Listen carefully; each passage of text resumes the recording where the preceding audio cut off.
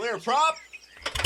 Star 738, Yankee number 2, following twin traffic, 3 mile final, clear Sutton. 1 Charlie Bravo, exit in runway 25, going 4 mile final. This is Behind the Prop with United Flight Systems owner and licensed pilot Bobby Doss and his co-host, Major Airline Captain and designated pilot examiner Wally Mulhern. Now let's go Behind the Prop. What's up, Wally? Hey, Bobby, how are you? I am fantastic. This will be by far the longest distance recording ever in the Behind the Prop history. Wally just landed in Frankfurt, Germany about an hour ago. And I am sitting in the fly school here in Spring, Texas at David Wayne Hooks. And we're going to knock this show out, and hopefully there won't be long pauses between us talking since he's about a third of the way around the world right now. Yeah, I hope so. Yeah. Sounds like you're sitting right across from me, so yeah, exactly. We'll knock this out. This week we decided we would take some of our listener questions that we've got over time, throw in some things that some students have asked around the flight school, and kind of do one of those your questions, your answer shows. And some of it will apply to check ride stuff, some of it will just apply to being a good pilot, and we'll talk through these things, give you guys our thoughts and feedback. And then if you guys have thoughts and feedback, please share them with us on social media, or as always, send us an email, bobby@behindtheprop.com or wally@behindtheprop.com. So study group going on today at the fly school. Asked a handful of students some thoughts about what they would ask us if they were able to sit in this room and ask us questions, Wally. So we'll start with those and then jump into some bigger questions that we've got online over time as well. So they were looking for some help with the right question, or maybe the right answer to some questions. And while we talked about it, it was interesting that there was some spins on this question. So what would be their question specifically was, what is the right answer to a question of if I've just lost comms, I'm 4.5 miles from a Delta tower or airport, so they're half mile outside of the airspace, and they've lost comms. Really, it's a full electrical failure. We've talked about that a bunch. But what's the right thing to do, and what's the right answer to the question if said DPE were to ask me this question to do the right thing, be safe, and that's about all they gave me as it relates to the question. So I've lost comms half a mile from the 4 mile ring in a Delta airspace, or approaching a Delta airspace. It is by far my best and safest place to land. What should I do if I can't squawk 7600 and I have not already established two-way communication? Good question. Yeah, well, unfortunately, it's not a black and white question. There are a lot of variables involved here. So we're assuming that we're in a good weather day, and you see the airport. And I think you said that we have had a total electrical failure. So the thing that I think we have to remember is that the regulations around lost comm procedures, the procedures that we have in the regs and in the AIM, were written a really long time ago. The rules, the regulations really haven't changed much since, for sure, the 1970s, because I started flying in the 80s, and so I'm assuming that the things were, written in the 70s for the 80s. But I do believe that the lost comm procedures were probably written maybe as far back as the 1930s and 1940s, where lost comm was kind of a common thing.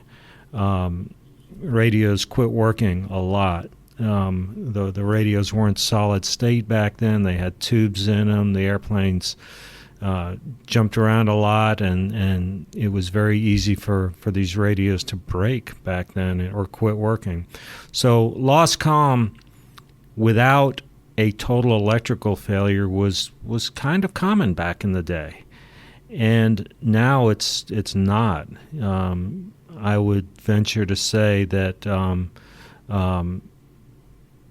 I don't know what percentage of lost comm in the real world, but But most of them, if we can take out user error, if we can take all the lost comms that weren't just simply the audio panel being set up incorrectly,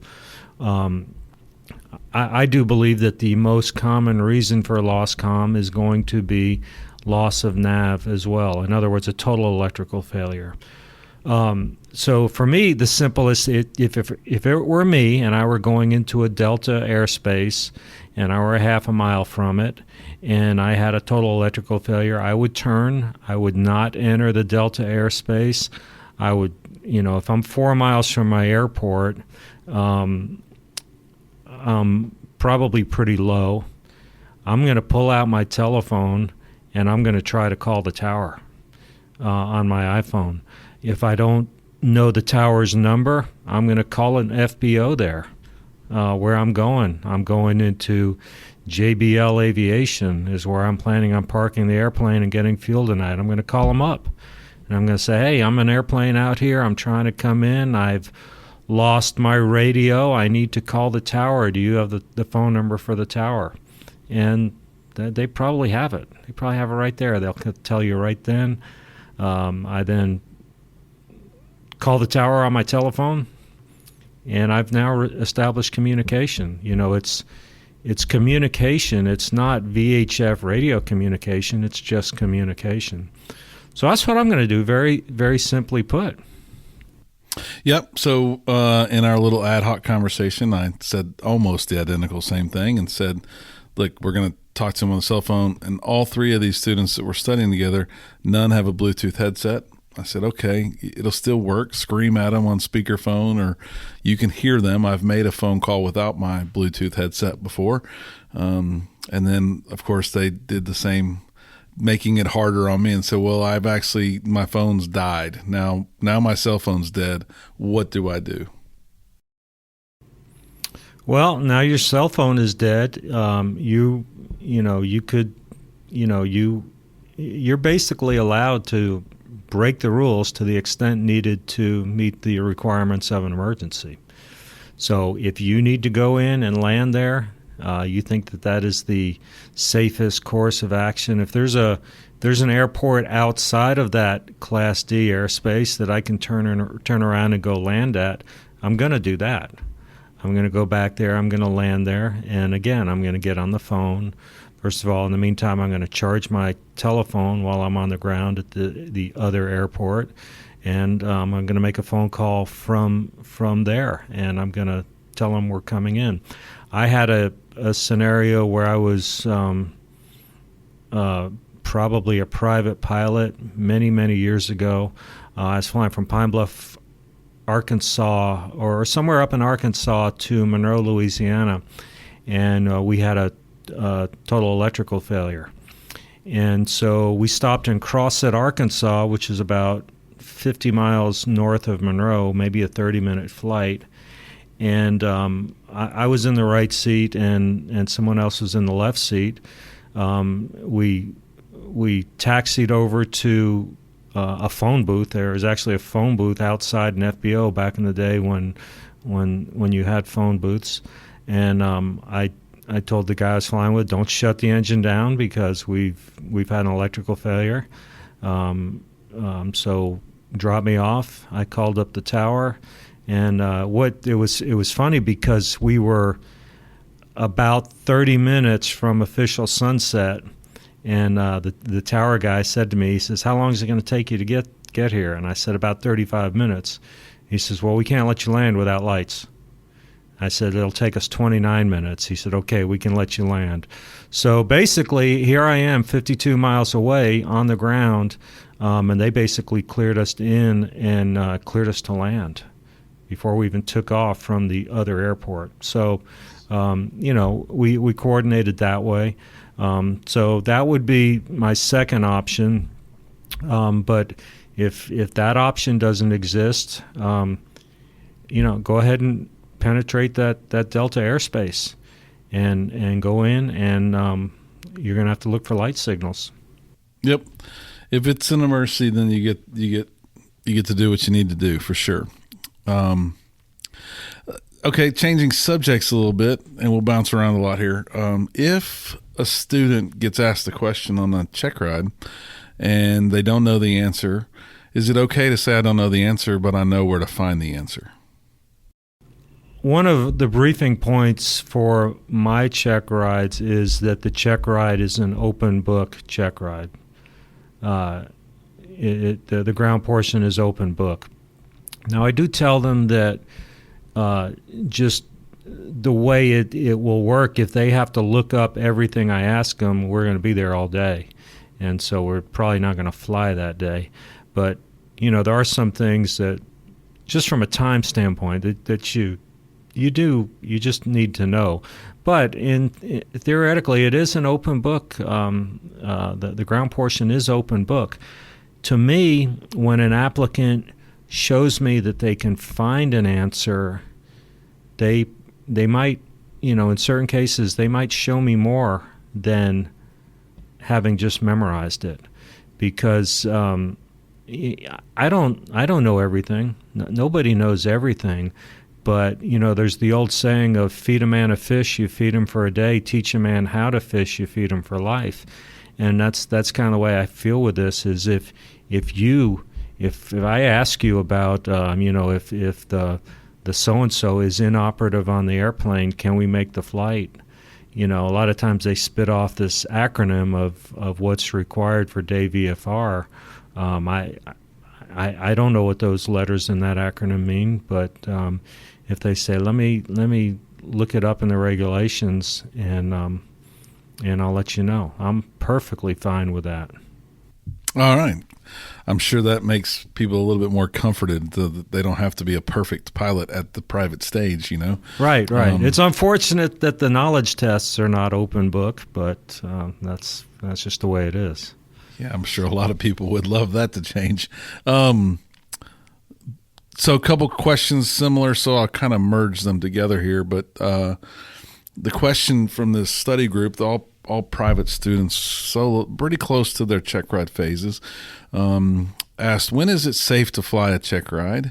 What's a DP thinking about the decision to be made about flying safe? And kind of as part of that, a question came up about discontinuing because of an turbulence air med or 15 gusting 30. Like, what are DPEs expecting from a private student as it relates to making the decision possibly, and then what is too much in your hypothetical opinion, I guess, is really what they're asking for there.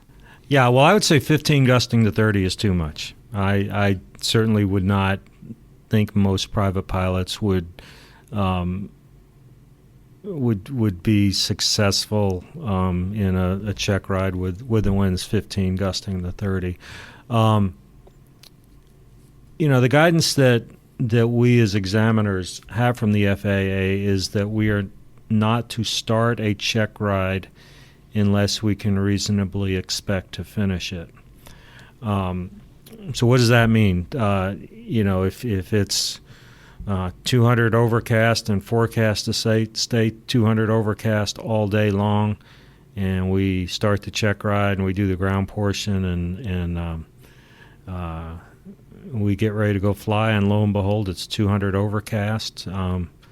Well, obviously we can't fly, and that was probably a bad call on my part for even starting the check ride. So the intent is to finish the ground portion and the flight portion within the same day. Now, we do have some lenience with a discontinuance. We can stop the check ride for somebody getting sick. It may be the examiner, it may be the applicant. Weather is the most common cause for a discontinuance, and then mechanical reasons. And I mean, there could be some other reasons that we're not even thinking about here. Somebody gets a call from home and says, "Hey, the hot water heater exploded. You need to come home. Our house is flooding." That would be a valid reason to discontinue a check ride. My check rides, as most, I guess all examiners' check rides, involve the planning of a cross-country flight. So we will talk extensively about the weather, the current weather on this cross-country flight. And, I just start with, well, would you, I shouldn't say could you, I should say, would you make the flight today? And, if the answer is yes, I would fly from here to wherever they're going on their cross country, then we're probably in pretty good shape to go ahead and proceed with the check ride. A lot of times they might plan a given altitude on their cross country of maybe 6,500 feet, and the weather today is 6,000 broken everywhere along their trip, along the flight. So we may have to modify the cruise altitude to 4,500 feet or something like that. But one thing that I am looking at is the applicant's ability to make some decisions, and I try to be. I try not to lead the applicant too much, but there are times where I might do a check ride in the morning, and I come in, I'm getting ready to do an afternoon check ride, and I might say to the applicant, boy, I just flew, and it is really, really rough out there. I mean, it's almost impossible to hold altitude within a couple hundred feet, and that's kind of a hint that maybe today wouldn't be the most ideal day to do this check ride. Yeah, well, that's kind of a follow-up question that they asked was, do the tolerances change based on the winds, right? So, if it's 15 gusting 20, do I get a little bit of a blue ribbon maybe for 200, 125 on either side? Because it's kind of tough, Wally, to maintain that altitude at 20 knots. You may get a extra pat on the back and say, wow, that was a really good job, but no, the tolerances do not change. I mean, the standards are the standards, and we don't have gusty day standards or hot day standards. So I mean, the standard is the standard.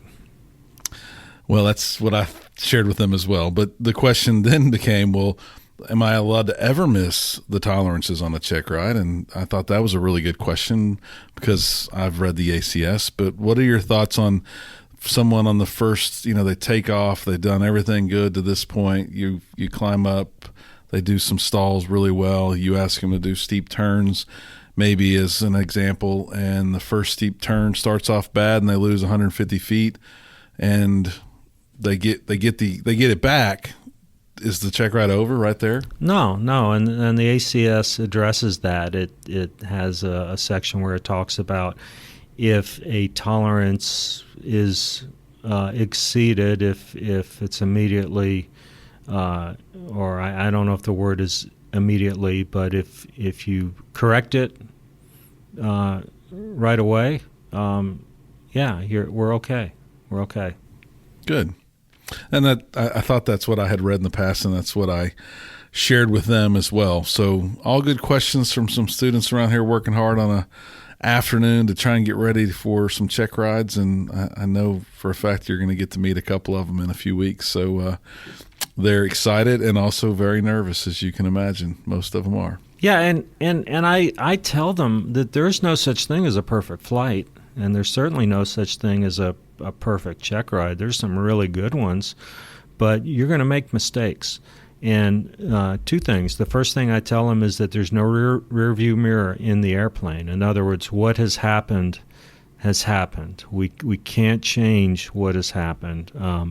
If you did that first steep turn and you got 130 feet low and you corrected it, well, I mean you can't change that. But the other thing is something that I'm looking for is how does an applicant manage a mistake? Because mistakes will be made. And with the airline, we brief it. The first thing we do is we talk about threats forward. In other words, we what are the potential threats today? Gee, it's the weather might be a threat. Maybe something is inoperative on the airplane. a thrust reverser or a auto throttle or something like that. That's a threat because they're usually working. So the fact that they're not is a threat. So we try to identify the threats. I mean, a threat may be, the kind of flying I'm doing, long haul flying. I mean, a 10-hour flight. So you've got 3 or 4 pilots, and you're changing seats. But fatigue could be a threat. It's usually not for me because when I go back in the rest seat or the bunk, I don't have trouble at all in falling asleep. So I usually get plenty of sleep. Mm-hmm. Good. So let's talk about some other questions that have been sent to us, and we were gonna incorporate them to other shows. We'll ask some of these questions now. The question is, what's the right way to transfer from one Part 141 flight school to another Part 141 flight school? And that's one that I'll take. It depends a little bit about really, is it the best decision or is it a requirement, right? I think depending on the course that you're taking, private, instrument, commercial, flight instructor, multi-engine, there are different regulation requirements. But the way the regulations read is it's really all about that school's TCO or training course outline. And half of the school's training course outline must be delivered by the school that you're going to quote unquote graduate from to enable you to be able to transfer. So you have to meet all of the requirements Part 141. So we'll just use instrument as an example. You have to fly 35 hours of flight time, and what that flight time is made up of is in the regulations. But that would mean you'd have to have 17 and a half hours of flight time directed by the school that you're going to graduate from. And probably not exactly that number, but you have to have at least that number from that school. So if you flew 32 hours with the first school and you only had 3 hours of requirements left, and you don't have to transfer, meaning you're not moving or there's not a real specific reason, then it would make a ton of sense to finish up at that first flight school if possible, so you don't have to go fly the other 17 and a half somewhere else to graduate from. There's always an option to quit 141 and go Part 61 and finish up. That's normally not a good option for most 141 students for myriads of different reasons, but normally there's a restricted ATP or something that's tied to that they want to kind of try and maintain. So the big key is half of the training would have to be done at the school that the chief will write a graduation certificate for you, and that varies from private, instrument, commercial. So seek out to the new school if you want, talk to their chief, show them your current training records, and see if there's a good plan that y'all can put together to knock that stuff out together. At our airport here, Wally, the localizer has been out, and that's kind of painful for a lot of people trying to work on their instrument. Can't shoot a localizer here. But the question came up, do all localizers have a back course? This one currently does not have a back course, but do all localizers have a back course? That is the question. Do you have a comment on that? No, they don't. They don't all have a back course. Can you fly all localizers backwards? I guess you probably could, but in all likelihood, I would guess probably more localizers do not have a back course than do. And when I say have a back course, I'm talking about a published back course approach. I think that's what you're asking, a back course approach, right? Well, it was, do they have a back course? And I think it's kind of an open-ended question, so I'm not 1,000% sure. But my guess is that the person's wondering, can I track the localizer in from the back course? And I would say maybe your radios would do that. I sure as heck wouldn't trust it if I was flying it. I definitely wouldn't fly it as an approach in IMC conditions if I did not have a published approach for sure. But the radio frequencies are there. They're shooting out signals in the front course. Your radios may pick them up on the back side of that localizer, but I would not trust them unless it was a published back course for that given airport on that given runway for sure. Yeah, I'm not sure I've ever really tried that and played around with it. I can say I have. It does work a little bit, but I don't think it's reliable anywhere near to a point where I would trust it for sure. Yeah. All the instrument approaches are actually test flown. The FAA comes down and I think they use a King Air now, and they're out and they're flight checking these, and you hear them on the radio. The call sign they use is flight check, and that the approaches have been tested in a real airplane under various conditions. So that's a margin of safety that lets you know that, hey, this really does work. So this question came up from an online submitter, and I think I understand their question, but do pilots need to keep endorsements after their check rides? So I'm coming to you, Wally. I've got my solo endorsements. I've got my other endorsements for my knowledge exam and for my ability to take this practical exam with you today, and that's in a written logbook. But I'm going to go to ForeFlight after this. Is there any reason that I have to keep those old endorsements after my check ride? I think the short answer is no, but I would say, why wouldn't you? I've got my very first logbook with my solo endorsement. I mean, I look at it occasionally. I mean, it's in a safe, but I do look at it. Has anybody asked to see my solo endorsement that was endorsed on December 7th, 1981? No, nobody ever has. I'm sure my examiner did when I took my check ride. I'm going to look for all the proper endorsements. But I'm going to say no. I mean, there's no real requirement to keep them, but then again, why wouldn't you keep them? Yep, I definitely would keep them. And it came up recently in a conversation, not respected to this question, but I think it's interesting. This question came up. Someone was trying to talk to me, and I said, we were talking about a high performance endorsement, and she wasn't sure she had one. And I said, well, just look at it in ForeFlight. And she said, well, it's not in ForeFlight. It's in if I had one, it would be in my paper logbook. And what I did was I took all my paper endorsements and took a picture of them and put them in my ForeFlight book. Now, those instructors didn't sign my electronic logbook, but that way I have a history of all those endorsements in ForeFlight as well. So it can't hurt. I put my solo endorsements in there. Like, it did nothing for me in my commercial days, but I kind of want that photo and that record, that log of all those endorsements, so that ForeFlight knows what I've been endorsed to do.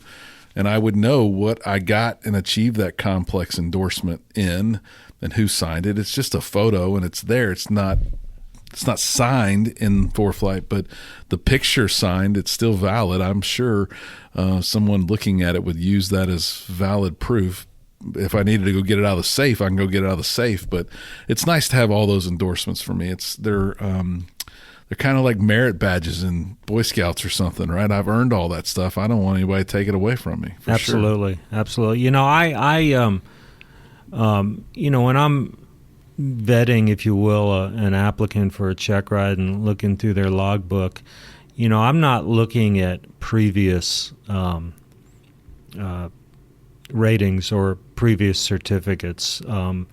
But occasionally I see some weird things on an application. I might have a commercial pilot, a Part 61 commercial pilot applicant, and I'm going through and I'm looking at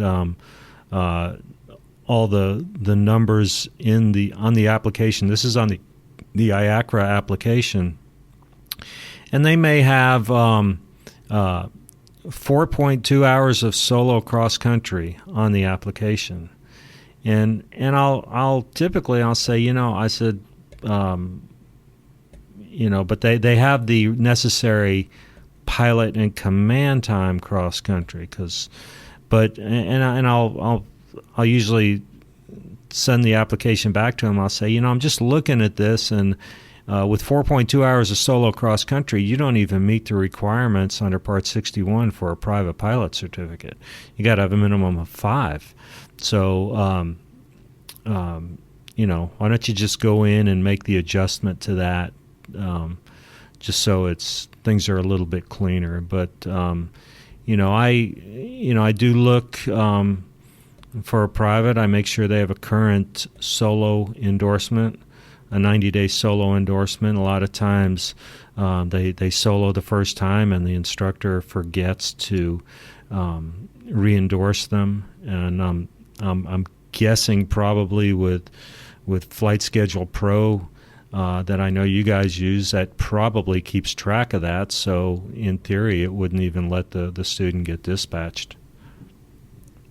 Yes, it would not for our system, and I would think most systems have those checks and balances in place to watch that for people. We have a very rigorous process, as you've probably seen, where we look in logbooks and double check everything as well. So it's like I said, I think it's the merit badges for me. I'm never going to let them go. I'm never going to disregard them, but I don't expect that when I take my CFI check ride one day, they're going to ask me to see my solo endorsements either. So probably not required, but something you might want to hang on to for sure as well. Interesting question, and because I'm not sure I know every detail to this one, I'm going to let you answer it. What the person asking the question is working on their instrument studies right now and wants to know what is a procedure's turn's purpose, and why is it that sometimes I use the procedure turn and sometimes I don't use the procedure turn? Good question. I think I know all the answers, but I'm going to defer to you, Mr. Airline Pilot. Yeah, procedure turn is just a reverse course. It is a course reversal maneuver.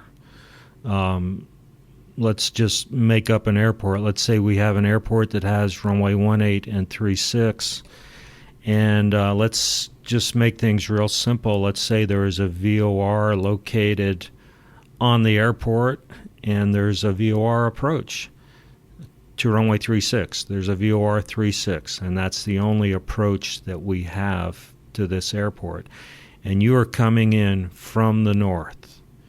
Well, that final approach course is probably there's gonna be some intersections south of the airport, with on a probably the 180 degree radial with a 360 inbound course to this airport. And if you're coming from the north, somehow you've got to get turned around, because you're from the north, you're heading south, and you need to turn around and fly to the north to fly the VOR to 36 approach. So that's what a procedure turn is designed to. It's to reverse course.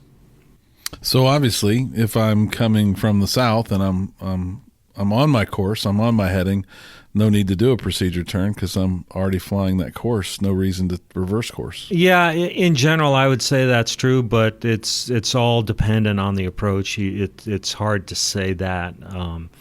A lot of times, if you're in an air traffic control environment, they will vector you on the final. If you're talking ATC, they'll give you a heading, turn left heading 320, maintain 2000 till established clear for the VOR 36 approach into airport ABC. And if they do that, then you obviously don't need to do the procedure turn because you're on course. Correct? That is correct. Already. That is correct. But yeah, procedure turn is just getting you to turn around. Awesome. Well, those are all good questions, and I think we're out of time for today. We try to keep these shows around 30, 35 minutes, so we have more questions. We'll do another one of these in the near future. Keep sending us your questions, ask us questions online, and we will try to do our best to cover those on future shows. Wally's a long way from home, but he'll be returning home. Wally, fly safely on your way back, and I will. Stay behind the prop. Thanks for checking out the Behind the Prop podcast. Be sure to click subscribe and check us out online at BehindTheProp.com. Behind the Prop is recorded in Houston, Texas. Creator and host is Bobby Doss. Co-host is Wally Mulhern. The show is for entertainment purposes only and is not meant to replace actual flight instruction. Thanks for listening, and remember, fly safe.